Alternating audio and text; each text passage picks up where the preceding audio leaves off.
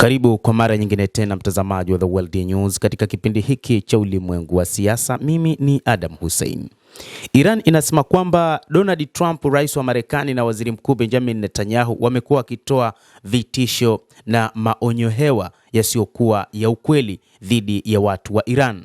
Hii imezungumzwa na katibu wa Baraza la Usalama wa Taifa la Iran akitoa onyo kali akijibu vitisho vipya vilivyotolewa na rais wa Marekani Donald Trump vya kuwashambulia na kuwaua wananchi wa Jamhuri ya Kiislamu ya Iran, lakini pia kuangusha utawala wa watu wa Iran.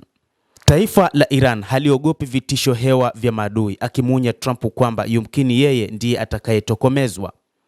Larijani amesema taifa shupavu la Iran, huku likipata mafundisho ya Ashura, haiogopi vitisho hewa vya rais wa Marekani. Lakini pia amemwambia Trump kwamba ameeleza bayana kuwa hata waliokuwa wababe zaidi yako walishindwa kulitokomeza taifa la Iran. Kuwa makini usije ukatokomezwa wewe, amesema katibu mkuu huyo wa Baraza la Usalama la Iran.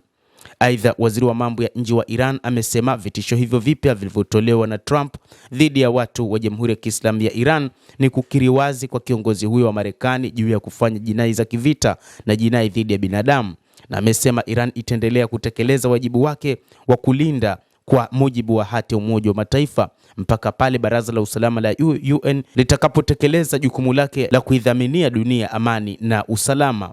Hata hivyo, moja kati ya jambo ambalo wakati huu linatajwa ni kwamba Marekani inataka mazungumzo na Iran, lakini katibu mkuu wa Baraza la Usalama la Iran amesisitiza kuwa Jamhuri hiyo ya Kiislamu ya Iran haitafanya majadiliano wala mazungumzo yoyote na serikali hiyo ya Marekani ambayo imeshindwa kutekeleza jukumu lake isiyokuwa na uaminifu wa namna yoyote, na hivyo wao wataendeleza vita na hawataweza kusalimu amri katika uwanja wa vita. Wao wataendeleza mapambano mpaka pale Marekani na Israel watakapoamua kuachana na vita hivyo kwa ishara ya wao wenyewe kusalimu amri, lakini sio Iran ambayo ipo tayari kwa ajili ya kusalimu amri kwa sababu tu ya mashambulizi yanayofanywa na Marekani.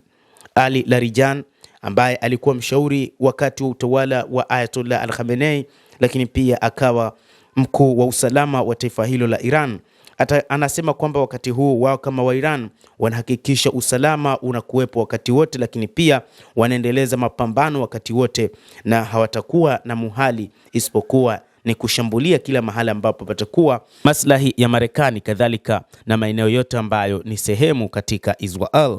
Mashambulizi yataendelea kwa kutumia makombora ya kizazi cha sasa, kizazi kipya, lakini pia wamekanusha juu ya kile kilichoelezwa na Marekani kwamba makombora yao yameharibiwa vibaya pamoja na ndege zao za kivita na hata pale ambapo panatengenezwa ndege hizo, wakieleza kwamba Marekani na Israel wanachofanya ni propaganda za kuwahadaa walimwengu pamoja na wa Iran, ili tu wa Iran waone kwamba nchi yao imezidiwa katika uwanja wa vita.